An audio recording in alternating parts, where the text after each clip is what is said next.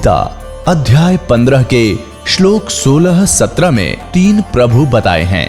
ये 3 प्रभु कौन हैं? किस प्रभु की शरण में जाने के पश्चात जन्म और मरण समाप्त हो सकता है? 3 प्रभुओं में सबसे उत्तम परमात्मा कौन है? कैसा है? उसका क्या नाम है? इन सभी गूढ़ रहस्यों को जानने के लिए अवश्य सुनिए जगत गुरु तत्वदर्शी संत रामपाल जी महाराज के अमृत वचन। कमल का फूल जल में होता है, सरोवर के अंदर होता है, उस पर आकर नवजात शिशु का रूप धारण करके विराजमान होते हैं, जिस कारण से वो नारायण कहलाते हैं। और वो सत्य हैं, अविनाशी हैं, इसलिए उनको सत्यनारायण कहा जाता है। तो सत्यनारायण वो सत्य पुरुष है। सत्य पुरुष कहो, सत्यनारायण कहो और अमर पुरुष कहो, परम अक्षर ब्रह्म कहो, परम अक्षर पुरुष कहो, ये कबीर परमात्मा के लिए ही ये शब्द प्रयोग होते हैं। तो अपने विधान अनुसार वो परमात्मा क्या कहते हैं? गोता मारू स्वर्ग में जा बैठूं पाताले, गरीब दास ढूंढता फिरूं अपने हीरे मोती लाले। पुण्यात्माओं, एक धर्मदास नाम के लाला जी थे, सेठ थे, धनी व्यक्ति थे।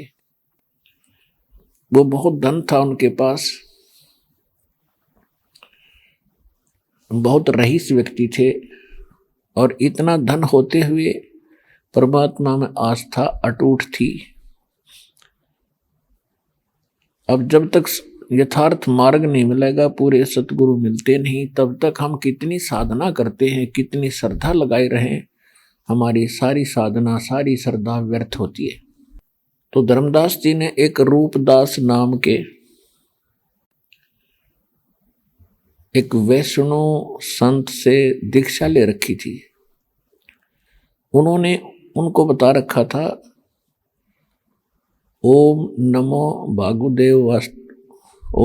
भगवते वासुदेवाय और ओम नमः शिवाय, सेंसर नामा विष्णु जी का, हरे राम हरे कृष्ण, राधे राधे श्याम राधे, और एकादशी का व्रत, और प्रतिदिन गीता जी का एक पाठ, एक अध्याय डेली पढ़ना, और सभी तीर्थों पर जाना। धर्मदास, तेरा मोक्ष हो जाएगा। अब जैसा भी इन धर्म गुरुओं को ज्ञान था, अपने शिष्य को बता दिया। शिष्य समर्पित होते हैं। उन्होंने अपने गुरुदेव के आदेश पालना के अनुसार प्रतिदिन ये मंत्र जाप करें, और शालिग्राम यानी भगवान विष्णु जी की मूर्ति पीतल की बना के उसको डेली कपड़े बदले, उनको सब नवावे, साफ खूब स्नान कराओ भगवान को, फिर आरती उरती दे कर उनको रख के उनके सामने धूप जगा के, और फिर वो अपना नित्यक्रम कराया करता था। तो गुरु जी के आदेशानुसार वो 68 तीर्थ भ्रमण के लिए घर से निकल गए। वो पहुंच गए, मथुरा में पहुंचे हुए थे। और परमात्मा कहते हैं, मैं रोवत हूं सृष्टि को, सृष्टि रोए मोहे, और गरीब दास इस वियोग को समझ नहीं सकता कोई। परमात्मा कहते हैं, मैं तो रोता हूं सृष्टि को, इन भोली आत्माओं को मैं भटक रहा हूं कि तुम मेरे बच्चे हो, मुझसे अलग हो करके तुम कितने कष्ट उठा रहे हो। मैं परमात्मा हूं, मैं आपको सुख दूंगा। मेरी साधना ये मैं बताता हूं, इसकी भक्ति करो, तुम्हें यहां भी सुख दूंगा, सतलोक ले चलूंगा। और आप मुझे खोद रहे हो, हे भगवान हमारे कष्ट निवारण करो, हे परमात्मा हमें सुख दो, हमारी ये समस्याएं दूर करो, और भटक रहे हो मेरे लिए, और मेरे जैसी शक्ति मान रहे हो तुम इन देवी देवताओं में, इनसे आप अर्जी लगाते हो, ये कुछ नहीं कर सकते। मासा घटे न तिल बधे, विद ना लिखे जो लेख, सच्चा सतगुरु मेट कर ऊपर मारे बेख। एक कबीर परमात्मा के अतिरिक्त जितने भी देवी हैं, देवता हैं, सरपुरुष, अक्षर पुरुष, ब्रह्म यानी परब्रह्म, ये आपको अपना किया हुआ कर्म ही देंगे, उसमें कोई परिवर्तन नहीं कर सकते। केवल परम अक्षर ब्रह्म सत्य पुरुष परमात्मा कबीर साहब जी आपके पाप कर्मों को नष्ट करके, क्योंकि पाप कर्मों से दुख होता है, और दुख नाश जब होगा जब हमारे पाप नाश हो जाएंगे। जैसे हम पहले जाते थे जिस भी संत के पास, पहले तो हम अपने क्रियाओं को करते ही रहते हैं, फिर जब दुखी होते हैं तो किसी ना किसी के पास हम जाते हैं, तो वो उससे जो अपना दुख बताते हैं, पहले वो क्रिया बताता है, ऐसे करो, ये जाप इतनी बार करो, इतना दान कर दो, इस नाम का जाप करो। जब कहीं राहत नहीं मिलती है, अंत में वो कह देता है कि ये तो आपके प्रारब्ध के कर्म हैं। प्रारब्ध माने तेरी किस्मत में लिखे हुए हैं, इनको कोई नहीं मिटा सकता। तो हम फिर उसको छोड़ दूसरे के पास जाते थे, कोई और बता देता वहां बड़ा संत है, जाते ठीक हो जाते हैं, फिर वहां जाते, वो क्रियाएं भी करते, उससे भी राहत नहीं मिलती, उसका भी लास्ट में जवाब यही होता कि ये तेरी किस्मत में लिखा, तुझे भोगना ही पड़ेगा। अपने आत्मा दुख होता है पाप से, और भगवान की भक्ति हम किस लिए करते हैं कि दुख दूर हो। भक्ति जब वह करेंगे, जब दुख दूर होगा, आस्था बढ़ेगी भगवान में, कहा सचमुच परमात्मा कोई शक्ति है और उसका हमें सहारा मिला है, तो दूनी श्रद्धा बढ़ेगी। और नहीं तो नास्तिक होते जा रहे हैं सभी के, भगवान से कोई राहत मिल नहीं रही, जो साधनाएं हम कर रहे थे उससे राहत मिलनी ही नहीं थी, और किसी को उन्हीं साधनाओं के करते अपने आप को संस्कार का कोई सुख हो रहा था, न्यू सोच बैठे कि ये भगवानों से हो रहा है, वो कर ही नहीं सकते। वो तो इस तत्व ज्ञान के प्रकाश से हमें पता लग गया कि ये ब्रह्मा विष्णु महेश, ब्रह्म और अक्षर परब्रह्म, ये हमारे संस्कार में परिवर्तन नहीं कर सकते।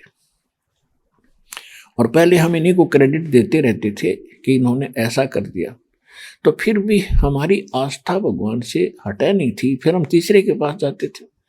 तो विचार करने की बात है कि जैसे किसी के पैर में कांटा लगा हो और वो किसी को दिखाता है कि देखो मेरे पैर में पीड़ा हो रही है, वो जांच करके बता देता है कि ये आपके पैर में कांटे के कारण पीड़ा है, और कांटा निकालने का उसके पास औजार है नहीं, इंस्ट्रूमेंट नहीं है, तो वो व्यक्ति ये कह सकता है कि भाई ये कांटा तो निकलेगा नहीं, अब तुम जूती पहन ले, जूते, आगे भविष्य में कांटे नहीं लगेंगे, तेरी रक्षा होगी। तो वो क्या कहते थे संत कि भाई देखो ये तो तेरे भाग में लिखा हुआ है, पाप ये तो तुम्हें भोगना ही पड़ेगा, लेकिन भक्ति करता रहे, आगे सुख होगा, तुझे आने वाले समय में कोई दुख नहीं होगा। कोई बात है यार, एक दुख तक खत्म नहीं हो रहा, आगे वाला क्या पता वो दुख ठीक हो जाएगा। तो कहने का भाव ये है कि जब तक पैर में कोई नूक है, कांटा निकला नहीं और जूते पहन ले, तो कांटा लगे पैर में जूता पहना नहीं जा सकता, कति सुहावे को नहीं, वो तो कांटा निकले और फिर सलाह दी जा भाई आगे जूते मत उतारिए, ये रास्ते में कांटे बहुत हैं। तो फिर वो इस डर से जूते कभी नहीं उतारेगा कि कहीं है भगवान फिर से ये कांटा फिर ना पैर में लग जाए। तो आपको जो कष्ट हैं आपके लिए वरदान सिद्ध होंगे जो आपको यहां लेकर आ रहे हैं। कबीर साहब कहते हैं इसे दुख, कबीर साहब कहते हैं सुख का माथे पत्थर पड़ो और नाम हृदय तजा, और बलिहारी व दुख के जो पल पल नाम रटावे। हे परमात्मा इसे सुख का आग लगे जो भगवान ते दूर करे, इतना दुख दिए रखना दाता जिससे आपकी भूल ना पड़े। तो आपको जो दुख यहां लेकर आ रहा है तो ये आपके लिए वरदान होगा, क्योंकि ये वो परमात्मा है जो आपके पैर के सारे कांटे काट देगा, और आपको जूता ऐसा देगा कांटे लगेंगे ही नहीं, फिर ऐसा मंत्र जाप दिया जाएगा, ऐसी साधना दी जाएगी, भक्ति रूपी जूता आपको दिया जाएगा। और फिर समर्थ की शरण में समर्पित हो जाने के बाद जब हम 100% मालिक को, कबीर साहब को भगवान मान के और इसकी भक्ति शुरू करेंगे, फिर देखना इसके रंग। कहते हैं हमारी आस्था ऐसी हो जानी चाहिए जैसे पतिव्रता लड़की की अपने पति के प्रति होती है। वो अपने पति के अतिरिक्त किसी भी पर पुरुष की तरफ कभी भी पति वाली श्रद्धा नहीं आने देती, तो पतिव्रता होती है। तो इसी प्रकार हम अपने कबीर भगवान के अतिरिक्त सपने में भी किसी अन्य इष्ट से कोई भी मनोकामना पूर्ण की इच्छा नहीं रखेंगे, तब हम पतिव्रता पद पर आगे। तो परमात्मा कहते, गरीबदास साहब जी कहते हैं अपनी वाणी में कि पतिव्रता जमी पर जो जो धर है पाओ, समर्थ झाड़ू देत है भाई ना कांटा लग जावे। कहते पतिव्रता जमी पर जो जो धर है पाओ, यानी अपने जीवन रूपी सफर में वो आत्मा जो भगवान पर समर्पित हो चुकी है, कबीर साहिब पर अपने जीवन रूपी सफर में जितने कदम रखते हैं, उससे पहले परमात्मा उस सफर में, जीवन रूपी सफर के अंदर से झाड़ू मार के और वो रास्ता साफ कर देता है परमात्मा कि मेरी आत्मा को आने वाले समय में कोई दुख ना हो। आपके कदम रखने से पहले वो पहले साफ कर देगा। कहते हैं जो जो पतिव्रता जमीन पर जो जो दर है पाओ और समर्थ झाड़ू देते है, होय होय ना कांटा लग जाए। तो ये दुख जो होते हैं, दुख के दूर हुए बिना भगवान पर विश्वास नहीं हो सकता। तो अब क्या होने जा रहा था अगर ये मार्ग स्टार्ट नहीं होता, तो कुछ दिनों के बाद सभी नास्तिक हो जाने थे। ये जितने भी पंथ हैं, राधा स्वामी पंथ, धन धन गुरु, सतगुरु पंथ, और ये और भी बहुत सारे निरंकारी पंथ, और एक यो ब्रह्म ऋषि को आवयो कुमार स्वामी, इन का पता नहीं, ड्रामा बना के दुनिया को मूर्ख बना के अपने पीछे लगा रहे हैं।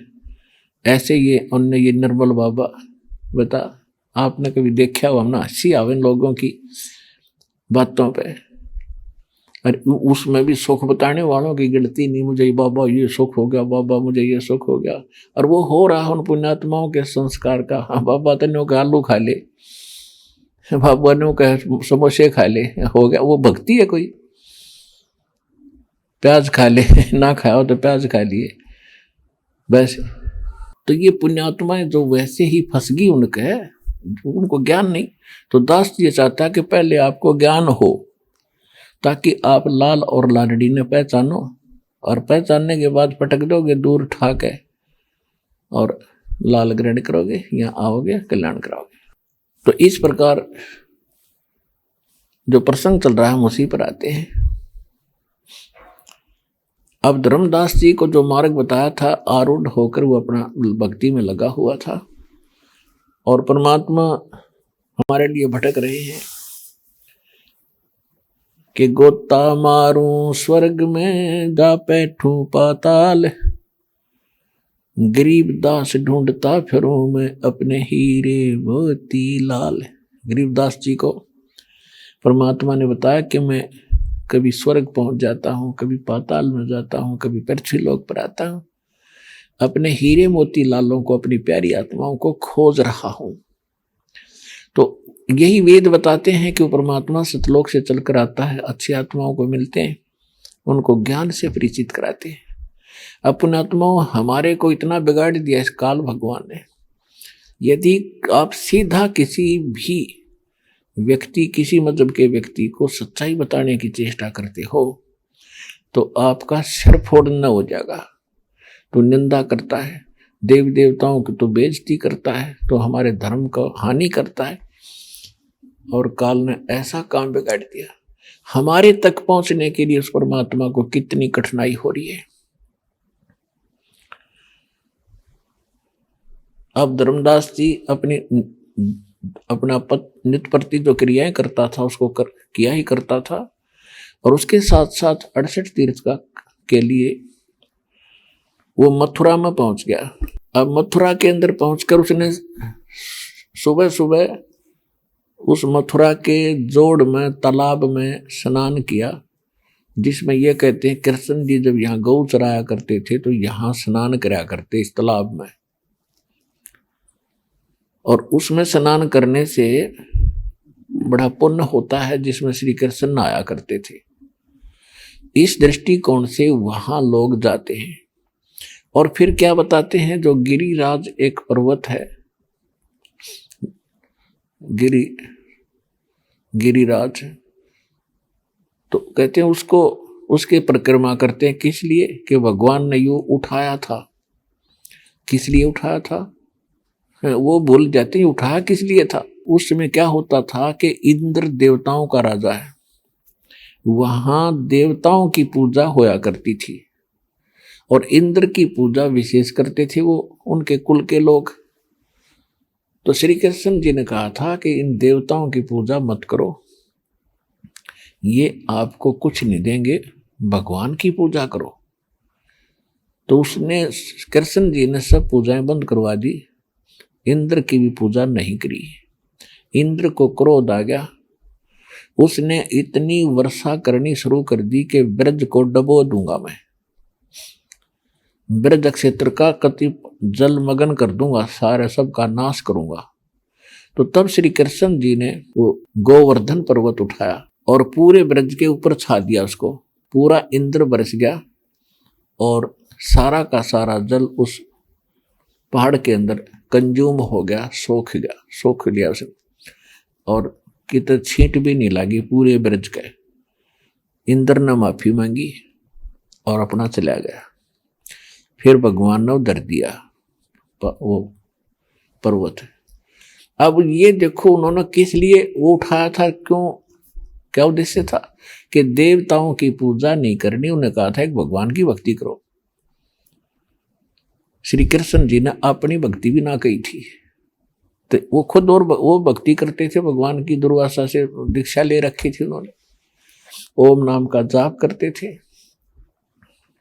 तो कहने का भाव यह है कि हमारी बुद्धि पर पत्थर पड़ रहे थे, हमें ABC भी नहीं पता था अध्यात्म मार्ग का। और उस मथुरा में यदि मुक्ति होती तो भगवान क्यों छोड़ कर जाते उसको? उस मथुरा ने भी छोड़ के, उस तालाब ने भी छोड़ के, जहाँ तुम नहा के मोक्ष चाहते हो।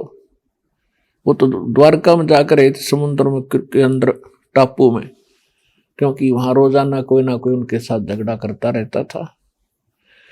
उन्होंने देखा कि यहाँ तो ये अज्ञानी लोग हैं, कितना न मारूंगा, ये तो अंधे हो रहे हैं अज्ञानता के कारण। इसलिए समझदार व्यक्ति, महान व्यक्ति अपने आप ही किनारा करते हैं, मूर्खों से बचा करते हैं।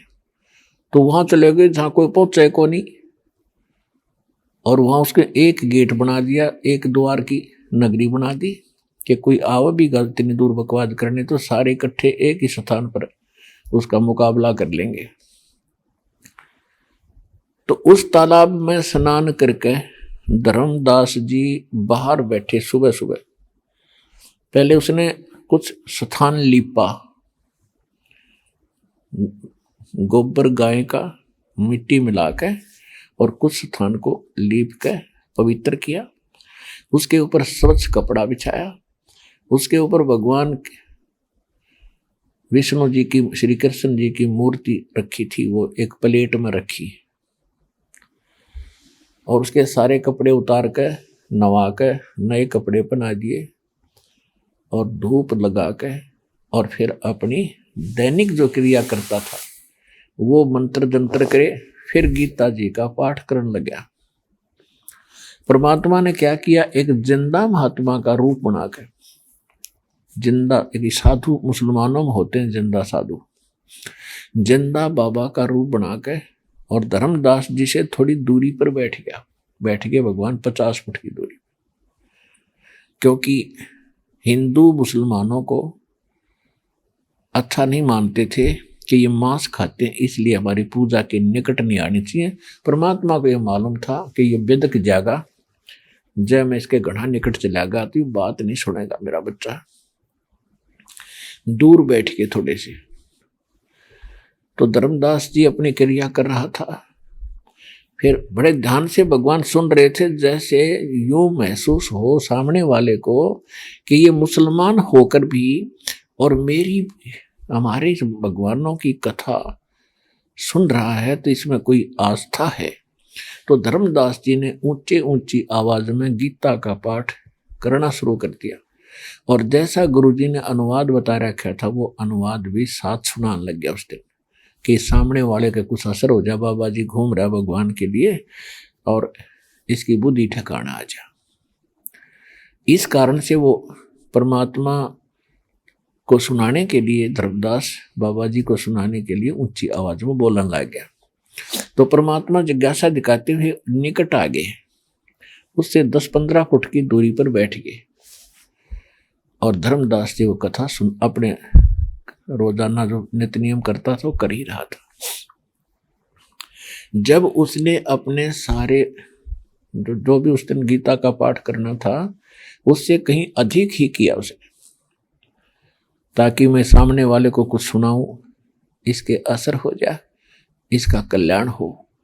प्रत्येक व्यक्ति अपनी साधना को सत्य पर कर लगा हुआ है। यही श्रीमद् भगवत गीता अध्याय नंबर 4 के श्लोक नंबर 25 से लेकर और 30 तक यही कहा है कि अर्जुन, कोई तो स्वाध्याय करता है, ग्रंथों के पाठ करता है डेली, जैसे गीता का एक पाठ कर लिया, कोई वेदों का कोई अध्याय कर लेता है, और कोई अन्य कोई जप जी साहब करते हैं, और कोई योगासन ही करते हैं, और कोई श्वास उश्वास की प्रक्रिया करते हैं, कोई तीक्ष्ण अहिंसावादी व्रत करते हैं, जैसे मुंह पर पट्टी बांध के नंगे पैरों घूमना। तो इस तरह की जो क्रिया सब कर रहे हैं, अपनी क्रियाओं को वो सत्य मान रहे हैं, पाप नाशक जानते हैं, यानी सच्ची मानते हैं। लेकिन वास्तविक ज्ञान परमात्मा ही सुनाता है। चौथे अध्याय के 32वें श्लोक में कहा कि परमात्मा के मुख कमल से जो उच्चारण होती है वाणी, उस वाणी में विस्तार के साथ धार्मिक यज्ञों यानी धार्मिक अनुष्ठानों की जानकारी बताई गई है, और वो तत्वदर्शी संत ही उस ज्ञान को जानते हैं, उनसे पूछ लो। चौथे अध्याय के 34वें श्लोक में कहा। अब परमात्मा उसके निकट आ गए। जब उसने अपनी सारी क्रिया कर ली तो परमेश्वर कबीर जी ने कहा कि हे महाराज जी, ओए होए, अपने आत्माओं, परमात्मा हम तक पहुंचने के लिए उन्होंने कैसी क्रिया अपनानी पड़ती है। हाथ जोड़कर भगवान एक अज्ञानी बन के, जिज्ञासु बन के, हम 2 कौड़ी के जीव हमारे को, धर्मदास जी को, और क्या कहता है, महात्मा जी मैं तो बहुत जगह भ्रम लिया, भटक लिया, और मुझे आज तक भक्ति का कोई मार्ग सही मिला नहीं। मैंने अपने धर्म की साधनाएं भी बहुत कर ली, मुसलमान, क्योंकि मुसलमान साधु की वेशभूषा में बैठे थे भगवान, और अन्य ऋषि महर्षियों से मैंने बहुत संपर्क साधा, लेकिन मेरी संतुष्टि नहीं हुई। आपका ज्ञान मुझे कुछ अच्छा लग रहा है, तो मुझे भी ज्ञान सुना दो, मेरा भी कल्याण हो महात्मा जी। अब धर्मदास जी बड़ा खुश हुआ, कहने लगे ठीक है, ज्ञान सुनाता हूं आपको। और फिर परमात्मा ने कहा कि मैंने आपका ज्ञान तो वैसे तकरीबन सुन लिया है, और ज्ञान बहुत अच्छा लगा मुझे, तो मुझे दीक्षा दे दो, मंत्र दे दो, मुझे शिष्य बना लो। तो धर्मदास जी ने कहा कि देखो जी, मैं शिष्य नहीं बना सकता, क्योंकि मेरे को अधिकार नहीं है शिष्य दीक्षा देने का। मैं अपने पूज्य गुरुदेव जी से आपको दीक्षा दिला दूंगा। तो परमात्मा ने कहा भी ठीक है, मैं दीक्षा ले लूंगा, आपके गुरुजी के पास चल पड़ेंगे, लेकिन उससे पहले मैं कुछ शंकाओं का समाधान चाहता हूं। कृपा वो मेरा समाधान आप करिएगा, तभी तो मेरी इच्छा बनेगी, ताकि मेरा संतुष्टि होगी। तो धर्मदास जी ने कहा कि बोलो जी, आपकी क्या शंका है। तो परमात्मा ने प्रार्थना की आप किसकी भक्ति करते हो, आपका इष्ट कौन है? धर्मदास जी ने कहा कि मेरा इष्ट विष्णु जी है। मैं विष्णु जी को इष्ट मानकर पूजा करता हूं। मैं वैष्णव साधु से उपदेश ले रखा है और मैं भी वैष्णव परंपरा से जुड़ा हुआ हूं और मैं वैष्णव हूं। धर्मदास वैष्णव मेरा नाम है। तो परमात्मा ने कहा कि विष्णु जी की क्या पावर है, कितने समर्थ हैं कि ये सर्वशक्तिमान है, इनकी जन्म मृत्यु नहीं होती, ये पूर्ण परमात्मा है। अब परमात्मा ने कहा तो आप मंत्र कौन सा जाप करते हो? कि वो तो गुरुजी बताएंगे, वैसे हम बता भी देते हैं लेकिन वो देंगे गुरुजी ही। हरे राम हरे कृष्ण राधे राधे राधे श्याम मिलादे, ओम नमः शिवाय, ओम नमः भगवते वासुदेवाय, इस तरह सारे बता दिए उसने। लेकिन ये फायदा करेंगे जब आप हमारे गुरुजी से लोगे। परमात्मा ने कहा अभी आप गीता, ये क्या पुस्तक आपकी कि गीत श्रीमद् भगवत गीता है ये, तो ये कैसी पुस्तक है कि ये हमारे लिए मान्य है, शिरोधार्य है, इसमें जो लिखा है बिल्कुल 100% सच्चाई है। तो परमात्मा ने कहा कि अभी आप पढ़ रहे थे जिसमें आप स्वयं पढ़ रहे थे कि गीता ज्ञान देने वाला जो भगवान है आपका, क्योंकि आप विष्णु जी मान रहे हो, श्री कृष्ण मान रहे हो, ये तो कह रहा है कि अर्जुन तू सर्व भाव से उस परमेश्वर की शरण में जा, उसकी कृपा से तू परम शांति को और सनातन परम धाम को प्राप्त होगा। अभी आप पढ़ रहे थे, उसको कंठस्थ याद थे। हकान जी 18वें अध्याय के 62वें श्लोक में ऐसा लिखा है, सही लिखा है ये। तो वो भगवान कौन है जिसकी शरण में गीता ज्ञानदाता जाने को कह रहा है। अब जैसे इन गुरुओं ने घुटी पैर रखी थी, अगी अपने आप अपने बारे में कह रहे हैं ये सर्वशक्तिमान है। कमाल की बात है, एक तरफ तो आप गीता जी को सत्य मानते हो और गीता अध्याय नंबर 2 के श्लोक नंबर 12 में, गीता अध्याय नंबर 4 के श्लोक 5 और 9 में, गीता अध्याय नंबर 10 के श्लोक नंबर 2 में आप अभी पढ़ रहे थे। ये आपका भगवान कह रहा है गीता बोलने वाला कि मैं भी नासवान, अर्जुन तेरे भी जन्म बहुत हो लिए, मेरे भी हो लिए। वो परमात्मा तो अविनाशी कोई और है। उत्तम पुरुष तु अन्य परमात्मा उदाहरते, ये लोग धर्म आविष्य विवर्ती अवैश्वर है, 15वें अध्याय के 70वें श्लोक। तो वो परमात्मा का भेद बता दे मैंने, फिर मैं आपके गुरुजी का शिष्य बन जाऊंगा। अब धर्मदास विशेषण इतना कहाँ ज्ञान होता है, हर किसी ने ज्ञान नहीं था, इनके गुरुओं ने ज्ञान नहीं था। धर्मदास को चेले को कहां से होगा। तो अटपट करके उस बात को घुमा गया। परमात्मा फिर कहने लगा कि मैं एकादशी का व्रत करते हैं और हम जीव हिंसा नहीं करते, क्यों थोड़ा सा खिन्न हो गया, दुखी हो गया कि ये तो तेरी बात काटने लग गया। अरे एक मुसलमान होकर के हमारे हिंदुओं की बातों को ये इतना छेड़छाड़ कर रहा है, और सारी सच्ची बताओ परमात्मा अंदर से महसूस करे कि सच्ची बोल रहा है, पर अहंकार जो दुश्मन हमारा वो ना मानने दे। ये ऐसा ही बनता शुरुआत में। तो कहने लगा हम एकादशी का व्रत करता हूं और कोई जीव हिंसा नहीं करते, हम शूद्र को तो निकट भी नहीं आने देते, यानी अपनी लाग्या डिंग मारन बेमतलब की।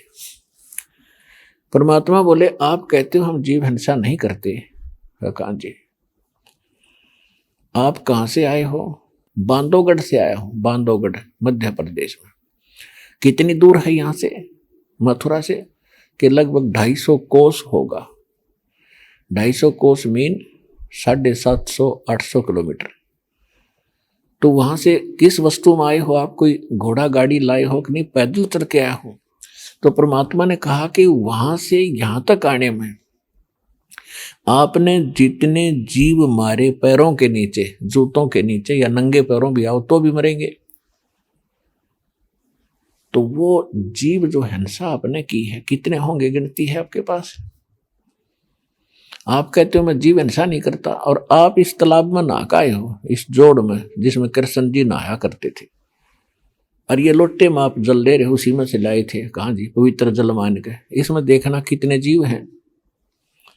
उसने देखा उसमें न जीव, क्योंकि वो लिया था लीपण खातिर, वो न बगैर छाणा हुआ ले रहा था कि देख, और इसमें तू नहा का आया है, और नहाते समय आपने ऐसे रगड़ रगड़ के कितना का कसूमर काट दिया, और तूने कहा, तुम कहता मैं जीव हिंसा नहीं करता। तीर्थ पे नहाने का या ओम हरे राम हरे कृष्ण गुण गाने का इस गीता में कहीं वर्णन है? अब चुप हो गया धर्मदास, पसीने आगे। फिर जब गीता जी को सिरोधार्य मानते हो और इसमें ये मंत्र नहीं आप जाप कर रहे हो, क्या तो कोई है ये? धर्मदास जी एक किसान था, उसको वृद्ध अवस्था में पुत्र प्राप्त हुआ।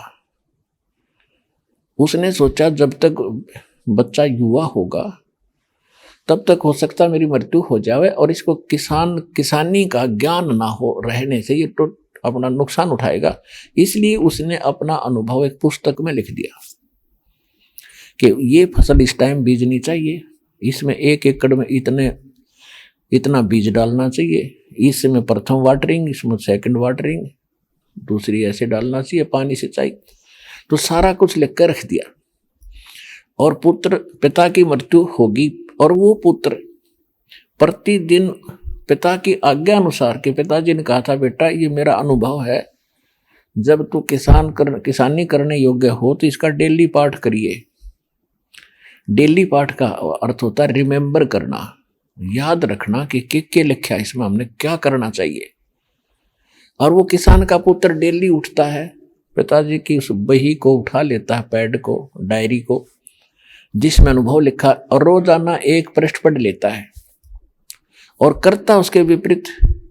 गेहूं बोने के समय तो वो बाजरा बोए, और बाजरे के समय वो गेहूं बो रहा हो, या गेहूं के स्थान पर कुछ और ही बबूल का बीज बो रखा हो और उसको पढ़ रहा अलग से, तो क्या वो किसान धनी हो जाएगा? रघना जी नानों को कैसे होगा? वो तो जो पिताजी लग गया वो करना चाहिए उसने। भोले ने सेठ जी कहने लगे, तो परमात्मा बोले आपके भगवान ने गीता में क्या लिखा है, ऐसा करो ऐसा ना करो। गीता अध्याय नंबर 6 के श्लोक नंबर 16 में लिखा है कि अर्जुन, ये साधना, ये योग भक्ति ना तो ज्यादा खाने वाले की और ना बिल्कुल ना खाने वाले की, यानी व्रत रखने वाले की। एकादशी का व्रत तो बिल्कुल नहीं खाना होता उस दिन, एक जल आचमन करना होता है। तो और ना ज्यादा जागने वाले की ना ज्यादा सोने वाले की, कभी सफल नहीं होती। तो तुम क्या करते हो, ये व्रत का मना किया, तुम व्रत करते हो, इसमें वो मंत्र नहीं है, वो मंत्र जाप करते हो। इसमें केवल एक ओम मंत्र है। 8वें अध्याय के 13वें श्लोक में ओम इति एकाक्षरम ब्रह्म विवरण माम अनुसमरण यह प्रयाति तजन देहम सयाति परमाम गतिम। मुझ ब्रह्म का केवल एक ओम मंत्र है, नथिंग एल्स, एक अक्षर है। और जो इसकी साधना करता मेरे से मिलने वाली परम गति, सोम से मिलने वाली परम गति को प्राप्त होता है। फिर ये कहता है कि उस परमात्मा और भगवान है। 17वें अध्याय के 23वें श्लोक में उस सचिदानंद ओम तत्सत इति निर्देश ब्रह्मण त्रिविध समर्थ है ब्राह्मणा तेन वेदा यज्ञा विहिता पुरा। उस सचिदानंद घन ब्रह्म परम अक्षर ब्रह्म पूर्ण परमात्मा जिसकी शरण में जाने के लिए गीता ज्ञान दाता 18वें अध्याय के 62वें श्लोक में कहता उसके पाने का तो ये 3 मंत्र का जाप है। ओम तो है ही है, कॉमन है, और तत् सत्य सांकेतिक है। उसके लिए 4थे अध्याय के 34वें श्लोक में उसने बता दिया गीता ज्ञानदाता ने कि तत्वदर्शी संत बताओगे उनसे पूछो। तो आप कर क्या रहे हो और गीता पढ़ क्या रहे हो? आप क्या उस किसान के बच्चे से कम हैं जो पढ़ कुछ रहा हर कर कुछ रहा, डेली पाठ करते हो गीता का, हर करते इसके विपरीत हो, तो कैसे मोक्ष होगा तेरा? अब धर्मदास जी ने सोचा भाई, क्योंकि ये मन बड़ा दुष्ट है, आंखें देख कर भी जल्दी सी हार मानना तैयार नहीं, तो कहने लगा कि आप एक मुसलमान होते हुए हमारे सदग्रंथों की आप बेइज्जती करते हो, हमारे देवी देवताओं की इंसल्ट करते हो। तो धर्मदास थोड़ा सा गर्म हो गया और मैं नहीं सुनना चाहता तेरी कोई बात। परमात्मा अंतर्ध्यान हो गए, यानी एकदम अदृश्य हो गए, सामने से हट गए। अपने आत्मा आमने सामने बातें कर रहे हो और एकदम कोई अदृश्य हो जा, 50% तक कलेजा वहीं फट जाए उसका, कि यू आम आदमी नहीं था, चाहे कोई फरिश्ता हो, चाहे कुछ भी हो, पर उसकी आत्मा मान चुकी थी, काटे की बात कही सारी 100% सच थी। क्योंकि परमात्मा का ज्ञान बिना मीन मेख का होता है, इसमें शंका नहीं रहती। अब धर्मदास जी ने सोचा, भाई यह तो बहुत बुरी बनी, अब मैंने इनको नाराज कर दिया। यह संत था या कोई फरिश्ता था या कोई देव था या कोई ऋषि था, अब ये मुझे मिला नहीं, और मिला नहीं तो यू ज्ञान मिला नहीं, और या भक्ति में कर रहा हूं या तो कति डड़े ढो रहा हूं। आत्मा मानेगी पर मन पापी मानना नहीं। ये मन एलिमेंट ऐसा छोड़ रखा काल ने, ये इसका अपना अंश है, आत्मा भगवान की अंश है। आत्मा माने अरियो ना मानने दे, पर परमात्मा के बालक थोड़ा है, दे ही तोड़ देगा इस अज्ञान की, ऐसा कर देगा जो मानना पड़ेगा इसको आखिर में। अब क्या हुआ, शाम के समय सो गया, सोवा कड़ा सारी रात जाग गया, करवट बदलता रहा। अर्जों कहे भगवान यू संत फिर कितना मिल जा, मैं कभी भी वाद विवाद नहीं करूं, सारी बात सुनूंगा, कति करबद्ध होकर प्रार्थना करे, नाक रगड़े, हे भगवान फिर मिला दो मुझे उस संत से। अब जो भक्ति रोज करा करता तो भूल भाल गया, वो अच्छी नहीं लगी उसने। गीता में क्या लिखा है, तू कर क्या रहा है, और परम संत बिना ये मार्ग मिले नहीं, पूरा संत अधिकारी हो नाम दे, ओम तो भी जाप ना बने। इससे आगे और मंत्र है 3 है, 2 सांकेतिक है, और वो तत्वदर्शी संत बताओगे तेरा भगवान कह ही रहा है, गीता 4th अध्याय 34वें श्लोक, भगवान ने ये बता दी थी उसको। तो धर्मदास जी ने सोचा भैया अभी बात बिगड़ गई, आज तक हमने 2 मंत्रों के बारे में बताया कोई ना, हम तो इस यू बिना बताया को नाम जाप करना और करना है नहीं,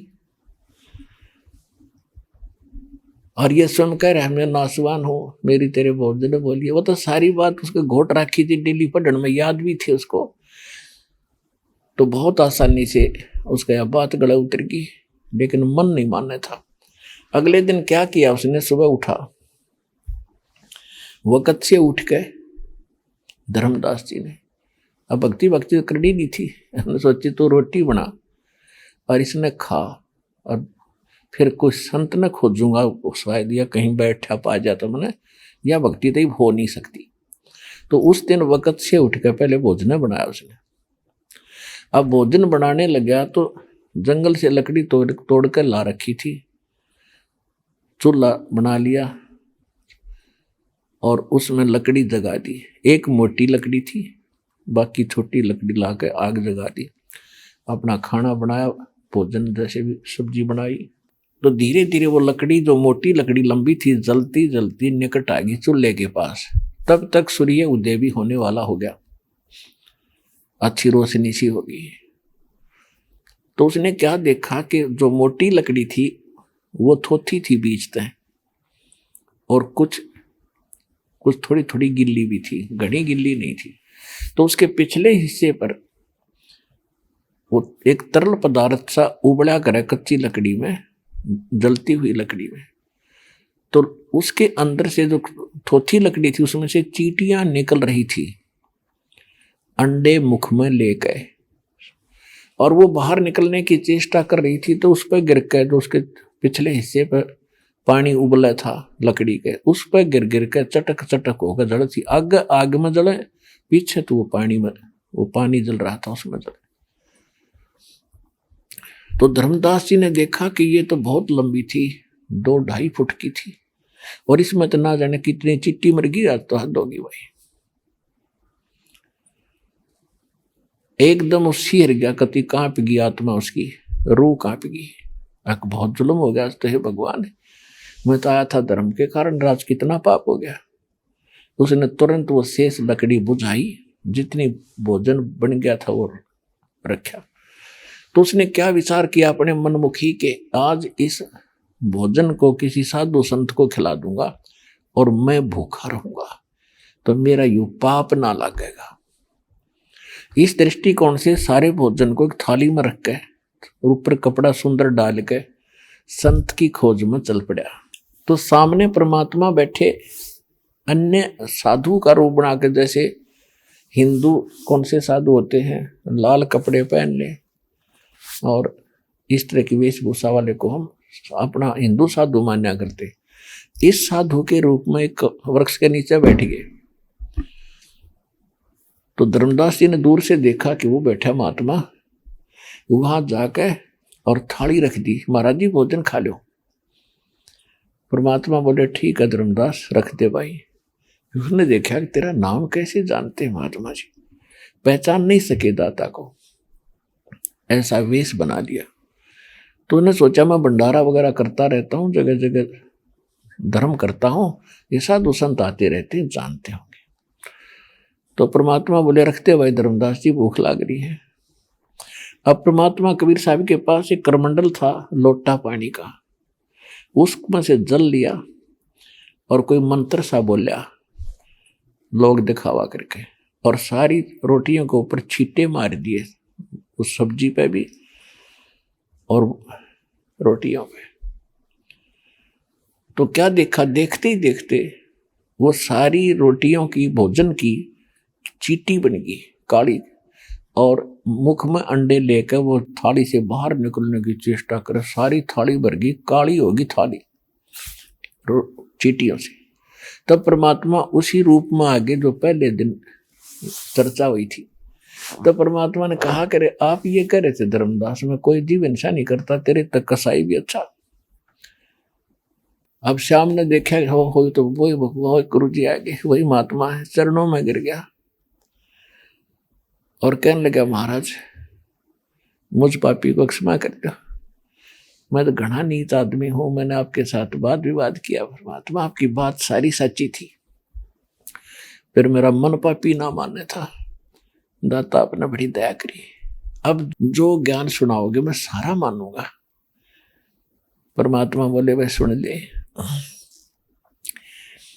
पहले तुझे सृष्टि रचना सुनाता हूं, तेरे ब्रह्मा विष्णु महेश की उत्पत्ति सुनाता हूं। आज से 600 वर्ष पहले परमात्मा ने बताई थी, धर्मदास ये जग बोराना, कोई न जाने ये पद निर्वाण। निर्वाण पद माने मोक्ष मार्ग, कोई भी मेरे अतिरिक्त इस ब्रह्मांड में इस मोक्ष मार्ग से कोई परिचित नहीं, और सृष्टि रचना को भी कोई नहीं जानता।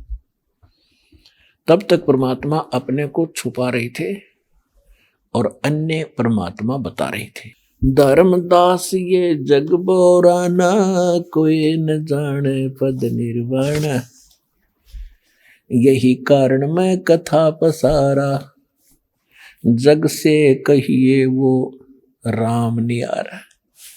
आपको कबीर सागर में दिखाता है दास, 600 वर्ष पहले भगवान ने ये वाणी बोली, और धर्मदास जी ने जो वार्ता हुई थी वह लिखी थी।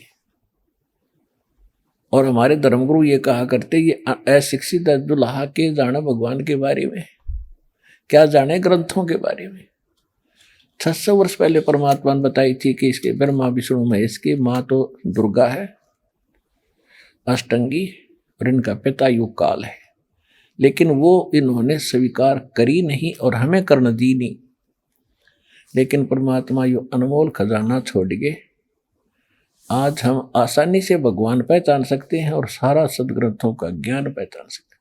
पहले दास आपको भगवान की लिखी हुई वाणी, धर्मदास के द्वारा लिखी हुई भगवान की बोली वाणी सुनाते हैं, जिसको सूक्ष्म वेद कहते हैं। देखिएगा कबीर सागर, ये कबीर सागर है, खेमराज श्री कृष्ण दास प्रकाशन बंबई।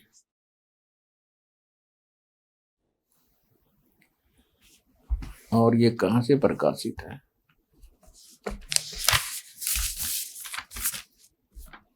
ये देखिएगा,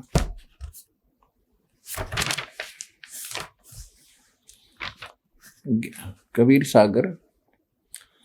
और कबीर पंथी भारत पथिक स्वामी युगलानंद बिहारी द्वारा पुरस्कृत, और मुद्रक एवं प्रकाशक हैं खेमराज श्री कृष्णदास, अध्यक्ष श्री वेंकटेश्वर प्रेस, खेमराज श्री कृष्णदास मार्ग, मुंबई। अब हम इसके ज्ञान बोध नामक एक खंड अध्याय है, इस पर आते हैं। ये देखिएगा ज्ञान बोध, और इसमें बोध सागर एक खंड है, इसमें एक अध्याय है ज्ञान बोध। यहां से शुरू किया भगवान ने। सार शब्द ना जान है, कहें कबीर बखान, ये जग भुल्ला बावरे, गहन सतगुरु मान। गहना सतगुरु ज्ञान है, ये मान बदल लिखा। ब्राह्मण भूले बावरे, सरगुण मते के जोर, लख 84 भोग ही, पार ब्रह्म के चोर। कि इन्होंने उस पूर्ण परमात्मा का ज्ञान नहीं, उसके ये चोर हैं और मनमुखी साधना कर रहे हैं, ब्रह्मा विष्णु महेश तक सीमित है, और तुम्हें भी वहीं अटकाए बैठे हैं। फिर क्या बताते हैं, सरगुण माही सार नहीं कोई, निर्गुण नाम नियारा होई। निर्गुण से सरगुण है भाई, सरगुण मैं ये जग लिपटाई, रजगुण सतगुण तमगुण कहिए, सब मिट जाए ज्ञान जो लहिए। अब इस ज्ञान न समझेगा तो ब्रह्मा विष्णु महेश की स्थिति भी तेरे सामने आ जाएगी, यो खत्म समझ लिए। तीनों गुण से सरगुण होई, चौथा पद निर्गुण है सोई, यु काल है चौथा। निर्गुण नाथ निरंजन राई, यु काल है निर्गुण जिसको तुम निराकार कहते हो।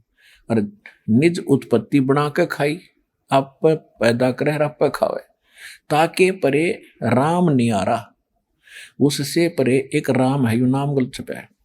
और सो साहेब है मूल अपारा, वो सब का मूल है और वो अपरंपार है, उसकी शक्ति बहुत गणी है।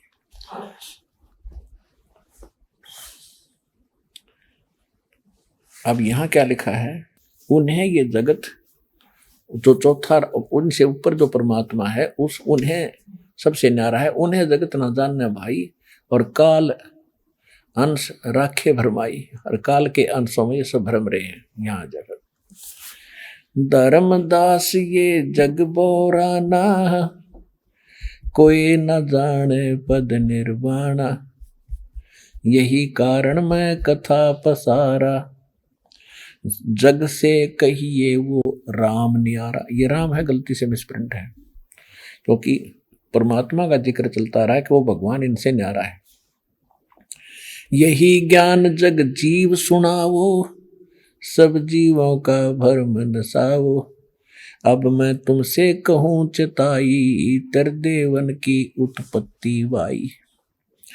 कुछ संग तेरे तीनों देवताओं की, ब्रह्मा विष्णु महेश की उत्पत्ति सुनाता हूँ। कुछ संक्षेप कहूँ गहुराई, सब संशय तुमरे मिट जाई। भरम गए जग वेद पुराणा, आदि राम का वेद न जाना। ये राम है, नाम गलत लिखा। राम राम सब जगत बखाने, आदि राम कोई बिरला जाने। आदि राम, आदि पुरुष परमेश्वर जो सबसे पहले का भगवान है, उसको कोई बिरला ही जानता है। राजा राम सबको जग जाने, तुमसे ताको वेद बखाने। इस राम राजा दशरथ के पुत्र राजा राम ने तुम सब भगवान मानने बैठे, और उसी का भेद बताया जाता है। अब जो मैं बताने जा रहा हूं, अब मैं तुमसे कहूं चिताई, त्रिदेवन की उत्पत्ति भाई। ज्ञानी सुने सो हृदय लगाई, मूर्ख सुने तो गम नहीं पाई। बुद्धिमान होंगे तो इस ज्ञान को तुरंत स्वीकार करेंगे, और मूर्ख मान्य नहीं करते, उनका समझ में नहीं आती। माँ अष्टंगी पिता निरंजन, ये जमदारुण वंशन अंजन। ब्रह्मा विष्णु महेश की माता दुर्गा अष्टंगी है, और पिता यो ज्योत निरंजन काल है। पहले कीन निरंजन राई, पीछे से माया उपजाई। माया रूप देख अति शोभा, देव निरंजन तन मन लोभा। कामदेव धर्मराय सताए, देवी को तुरंत दरकाए। पेट से देवी करी पुकारी, हे साहिब मोए करो उबारी। टेर सुनी सतगुरता आए, अष्टंगी के बंद छुड़वाए।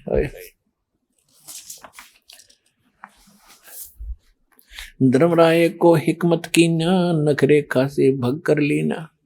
धर्मराय की ने भोग विलासा, माया को रही तब आशा। क्योंकि सृष्टि रचना में आपको बहुत बार बताया गया है कि पहले परमात्मा ने सृष्टि ऊपर के सब लोक रचे, सतलोक में अन्य रचना की, उसमें से काल को भी अंडे से उत्पन्न किया, फिर इसने तपस्या की, उसके बाद फिर परमात्मा ने हम सब की उत्पत्ति कर दी, तो इस प्रकार बता रहे हैं। फिर उसके बाद ये तपस्या कर रहा था, हम आसक्त हो गए, फिर हमें वहाँ से निकाल दिया गया हमारी गलती के कारण। तो यहाँ बता रहे हैं कि पहले हम उस पर आसक्त हो गए और फिर इस काल ने दुर्गा के साथ वहाँ दुर्व्यवहार किया। ये सृष्टि रचना में आपको सुनाएंगे, लेकिन अब पहले थोड़ी सी ये वाणी सुना दें, फिर मौखिक सुनाएंगे। तो यहाँ क्या बता रहे हैं, धर्मराय को हिकमत की ना, नखरेखा से भग कर लीना। ये 20 मिनट है। धर्मराय की धर्मराज काल को कहते हैं धर्मराय। इसने क्या कहा था भगवान से, परमात्मा से, सतलोक में परमात्मा ने कहा था, इसने कहा था जी मुझे जीव दे दो। परमात्मा ने कहा था 3 जीवों को तू दुखी करेगा, इसलिए मैं नहीं दे सकता। इसने कहा मैं सत्य का राज करूंगा, धर्म का राज करूंगा, मैं धर्म से कह रहा हूं, और 2 दिशा करेगा वैसा ही फल इसको मिलेगा, मैं तंग नहीं करूंगा। तो इस कारण से इसको धर्मराय भी कहा जाता है।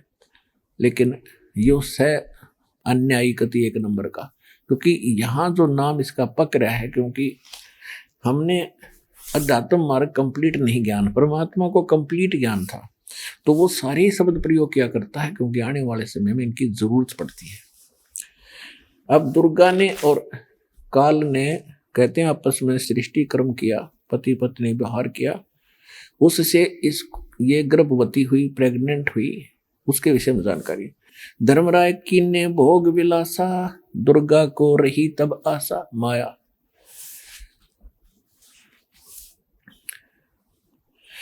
तीन पुत्र अष्टंगी जाए है, ब्रह्मा विष्णु शिव नाम धराए। 3 पुत्र दुर्गा ने उत्पन्न किए निरंजन के संयोग से। 3 देव विस्तार चलावे, इनमें यो जग धोखा खावे। पुरुष गम कैसे कोई पावे, काल निरंजन जग भरमावे।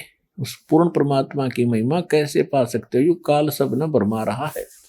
तिनके सुत हैं तीन लोक अपने सुत दीन्या, सुन निरंजन बासा लीन्या। अलख निरंजन सुन ठिकाना, ब्रह्मा विष्णु शिव वेद न जान्या। इन ब्रह्मा विष्णु महेश को भी अपने पिता की जानकारी नहीं, वो कैसा है और कहाँ रहता है। ये तो समर्थ आए, सबके पिता, सबके जनक, सारी सृष्टि के मालिक, जिसने सृष्टि रची, उसने आकर भेद दिया कि ये ब्रह्मा विष्णु महेश आज तक अपने पिता को खोज रहे, ब्रह्म को यो ना पाया ने। अंत में सब ने मान लिया कि निराकार है परमात्मा। और ये सारी कहानी इस प्रकार है। 3 लोग अपने सुत दीना, सुन निरंजन बासा लीना। अलख निरंजन सुन ठिकाना, ब्रह्मा विष्णु शिव वेद न जान्या। 3 देव सो उसको ध्यावे, निरंजन का वह पार न पावे। ये काल का ध्यान लगाते हैं, उसको भी नहीं पाया उन्होंने।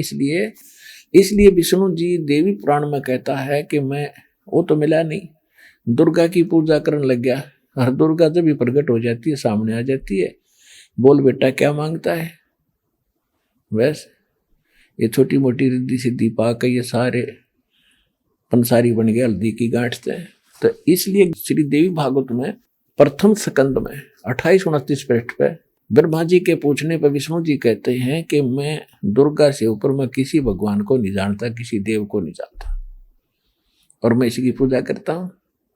क्योंकि ब्रह्म की साधना ने हठ योग किया, उसने एक प्रतिज्ञा कर रखी है, मैं कभी किसी के समक्ष आऊंगा नहीं,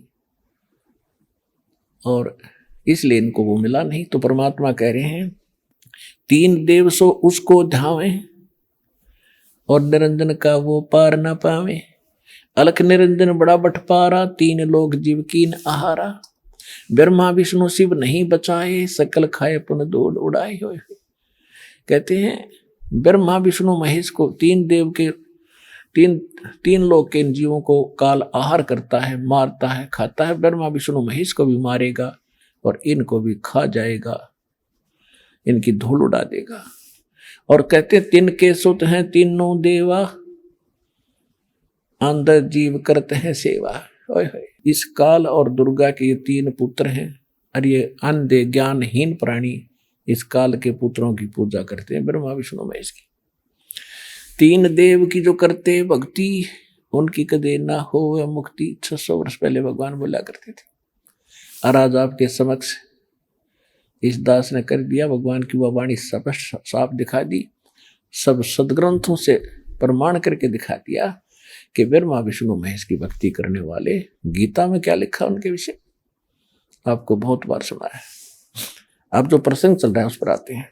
3 देव और असुर अवतारा, ताको बजो शुक्ल संसारा। इन ब्रह्मा विष्णु महेश को और इन्हीं के राम कृष्ण और ये परशुराम जैसे अवतारों को, इन्हीं की तुम साधना कर रहे हो। 3 देव और असुर अवतारा, ताको बजे सकल संसारा। तीनों गुण का ये विस्तारा, धर्मदास में कहूँ पुकारा। गुण तीनों की भक्ति में ये भूल पड़ो संसारे। कह कबीर निज नाम बिना भाई कैसे उतरो पारे। अब इसके अंदर आप जी ने परमात्मा की 600 वर्ष पहले बोली वाणी, अमर वाणी, जो सच्चिदानंद घन ब्रह्म अपने मुख कमल से बोलता है, और धर्मदास जी साहब द्वारा लिखी गई लिपिबद्ध ये अमर कथा सुनी, क्योंकि परमात्मा अपने द्वारा रची हुई सृष्टि को स्वयं ही ठीक ठीक बताते हैं। तब धर्मदास जी ने कहा कि भगवान अब पूरी डिटेल बताओ दाता, ये कैसे कहानी बनी है। तो परमात्मा ने कथा सुनाई है कि पहले, सबसे पहले परमात्मा अकेले थे। अपने आत्मा, अब ये दास बताएगा वास्तविकता क्या है, क्योंकि धर्मदास जी को तो परमात्मा ने थोड़ा सा अपने को छुपा के रखा। आइए अब हम उन श्रद्धालुओं के अनुभव जानते हैं जो जगत गुरु तत्वदर्शी संत रामपाल जी महाराज जी से दीक्षा प्राप्त कर चुके हैं तथा उनके द्वारा बताए गए भक्ति मार्ग पर चल रहे हैं। बहन जी नमस्कार। साथ साहब जी। क्या नाम है आपका? कुलविंदर कौर। कुलविंदर कौर जी, कहाँ से आए हैं आप? जिला मोगा, पंजाब, पिंड अजीतवाल। संत रामपाल जी महाराज से कब जुड़े? संत रामपाल जी महाराज जी से 2 साल तो जुड़े हुए हैं। संत रामपाल जी महाराज से नाम दीक्षा लेने से पहले आप क्या भक्ति साधना करते थे? मैं बहुत दिन रात ही मतलब गुरुद्वारे जाती सी, पीरां दे भी जाती सी, पर कुछ नहीं मिलिया। आप संत रामपाल जी महाराज की शरण में क्यों गए? मैं उन्हां दा ज्ञान सुनिया, ज्ञान सुन के पता लगा भी पूर्ण परमात्मा संत रामपाल जी दुनिया ते परमात्मा पूर्ण प्रगट हुए। जो सद्भक्ति संत रामपाल जी महाराज ने आपको दी है, उसको करने से आपको क्या लाभ मिला?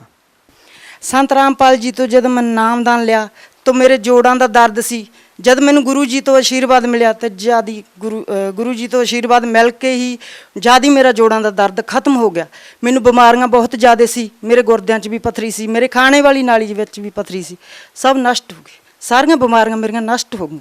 और मेरी गुड़िया पढ़ाई विच बहुत कमजोरी सी, ते उन्होंने नामदान लिया गुड़िया जी ने, ते उन्हें 10वीं विचों 80% नंबर आए। मेरा काका वड्डा +2 तो बाद दिल तोड़ गया, जब मैं बेरोजगार हो गया, ते अज लैब का सारा काम सीख लिया, ते और लैब संभालन लगा वा, ते और वो डिप्लोमा भी कर रहा लैब का। दुनिया में इतने सारे गुरु है, आपने संत रामपाल जी महाराज को ही अपना गुरु क्यों बनाया? संत रामपाल जी पूर्ण परमात्मा, कबीर साहब के रूप में संत रामपाल जी परमात्मा आए हुए हैं। भगत समाज को क्या संदेश देना चाहते हैं? भगत समाज को मैं संदेश देना चाहती हाँ कि अपना कल्याण कराओ, 84 लाख जूनियां तो मुक्त हो जाओ, तो अपनी आत्मा नूं सत लोक लेके चलो, संत रामपाल जी तो नाम दीक्षा प्राप्त करो। जी बहुत बहुत धन्यवाद।